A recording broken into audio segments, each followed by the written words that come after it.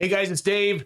So there's an article circulating, actually several articles circulating about this new Biden rule that is going to penalize home buyers if they have a higher credit score in order to subsidize those that have a lower credit score. I got sent this article by a family member. He wanted my take on it. I needed to take a little time to dig into it and kind of form my own opinion because on the surface it sounds really bad. I've seen, actually, check this out. So I did a search on Twitter for Biden credit score rule, and you can just see kind of everybody jumping to conclusions, bashing, of course, first calling it a Biden rule, and then, socialism alert. Somebody made a little Robin Hood article with Joe Biden kind of taking from the rich and taking from the high credit score people and giving it to low credit score people. This guy says he woke up and Joe Biden changed the rules for mortgage rates. And if you have a credit score of 740, you'll pay an extra 1% on your mortgage. And those with a 620 will get 1.75 decrease. How is this legal? Angry face emoji, and so on. Here's somebody made a little chart that says if your credit score is 620, you could save 6 grand. And if your credit score is 740, you could pay more, $375. Here's the title from Fox Business. Real estate expert shreds Biden rule punishing homeowners with good credit score. It's madness.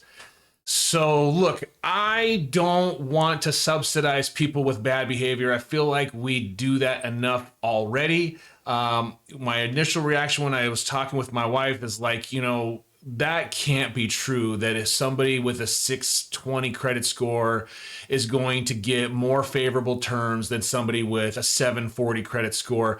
You've taken and eliminated anybody's incentive to pay their bills on time.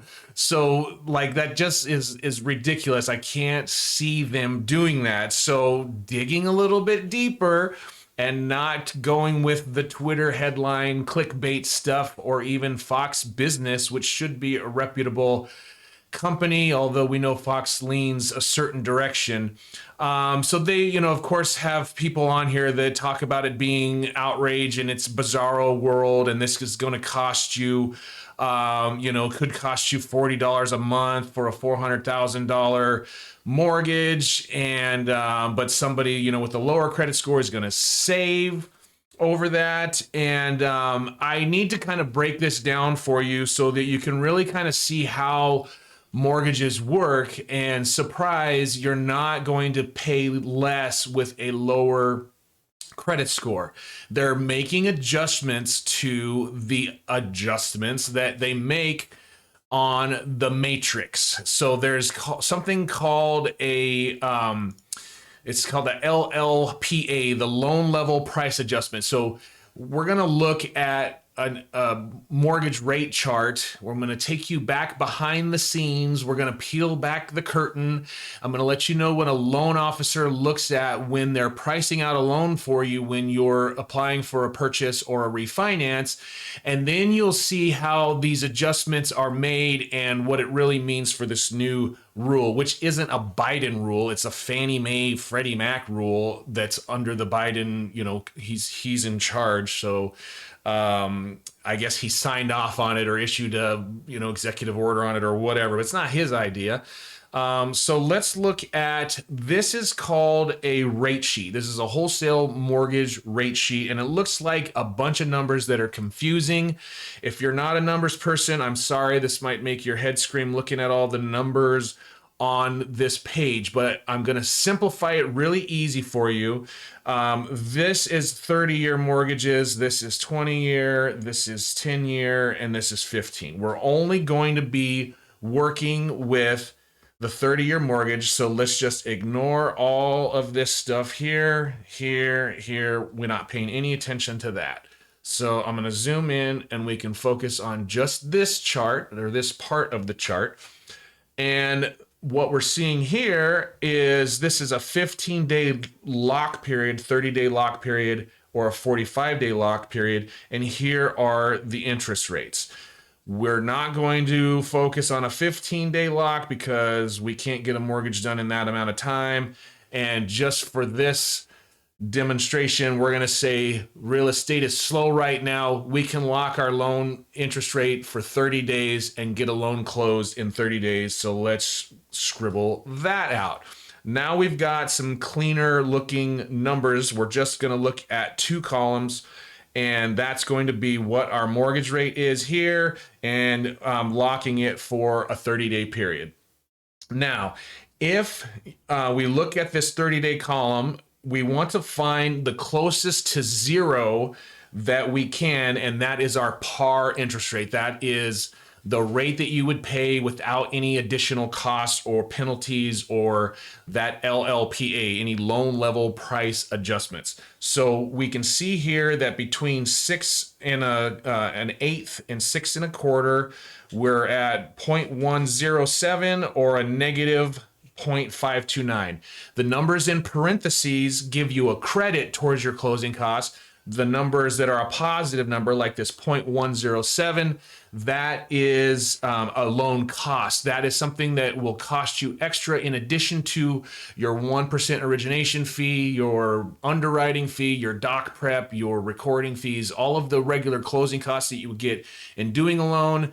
This is paying a little bit of points. This is calculated based on your loan amount. So if in this example, we were buying a $500,000 home and we were putting 20% down, so we were doing a $400,000 loan, then we would pay 0.107 to get an interest rate of 6.125. So a little charge of points of 0.107, that equates to like, I don't know, $400 or something. We could do that if you want. We'll do the math. 400,000 times 0.107. That's not right. $428. So $428 of additional points on your closing costs, plus your origination fee and all of that kind of stuff. Stay with me here. This is going to pay off. This is how you shop for loans. This is how you know what you're getting when you go to do a refinance or a purchase, and why you can go from one lender to another and get a different interest rate, how the interest rate might change, because all of these numbers change on a daily basis. They're recalculated every day, sometimes during the day, depending on what the markets do. And when you lock in, then you know exactly what you're getting for that 30-day period. So let's look at something else, because that LLPA, the loan level price adjustments, are going to impact what we can actually get. This is a best case scenario. If we have adjustments, we could get 6.25 and actually get a rebate of 0.5%. That would be like $2,000 credit towards our closing costs if we wanted to lock in 6.25% with this lender on this day. Okay. So let's go down a couple of pages on this rate sheet and we'll get to this LLPA. This is our loan level price adjustments for this particular lender. Now, these aren't the exact same ones that Fannie Mae have. Each lender is allowed to have their own adjustments on top of a Fannie Mae adjustment. So don't quote me that this is gospel or anything like that. This is this one particular rate sheet today. So in this scenario, if I'm buying $500,000 and I'm putting 20% down, that means I've got an 80% loan. That's a $400,000 loan. And we're just going to say that I have a 700 credit score. So that's here. So, and we are going to be at 80% loan to value. So we're going to be in this column here, cross-referencing with this column here. That means that I'm going to have an adjustment to my term of 1.375. So right away, we're not getting the 6.25 loan.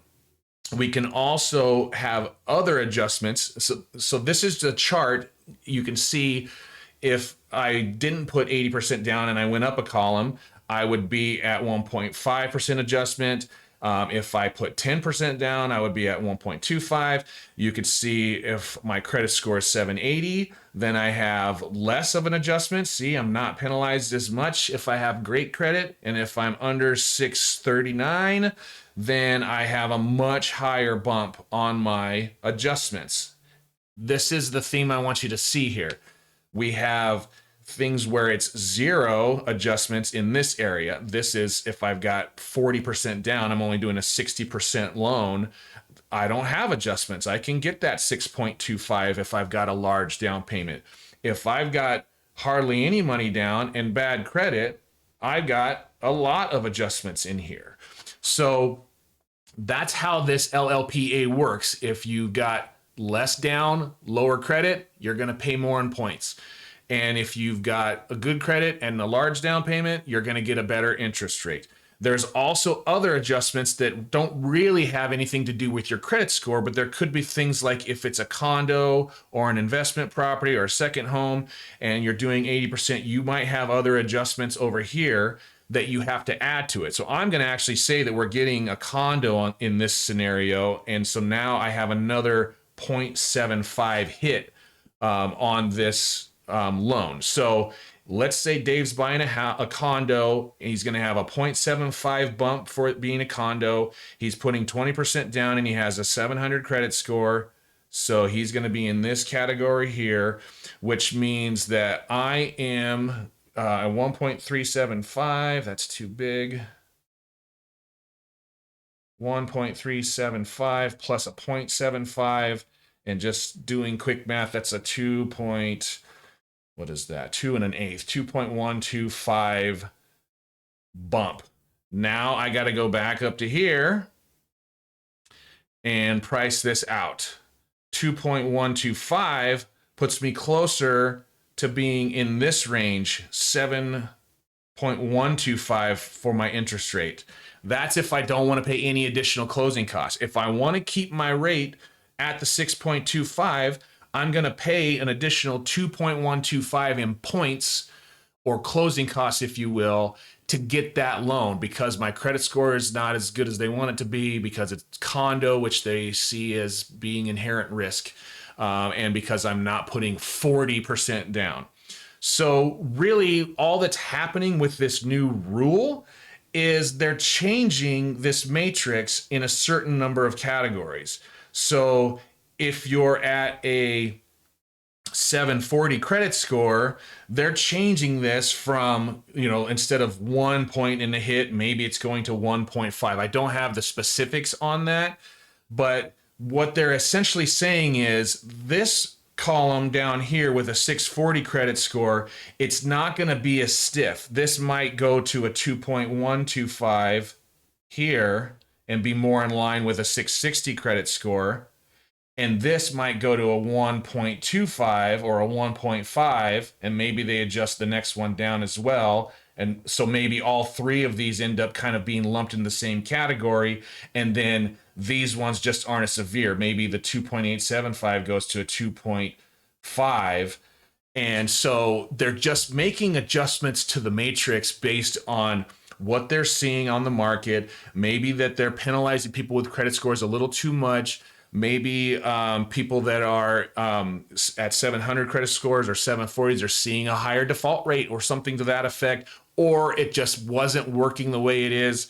There could be any number of reasons that they're doing this. It's not socialism. It's not redistributing, taking from the rich and giving the poor. You're not subsidizing people with bad behavior.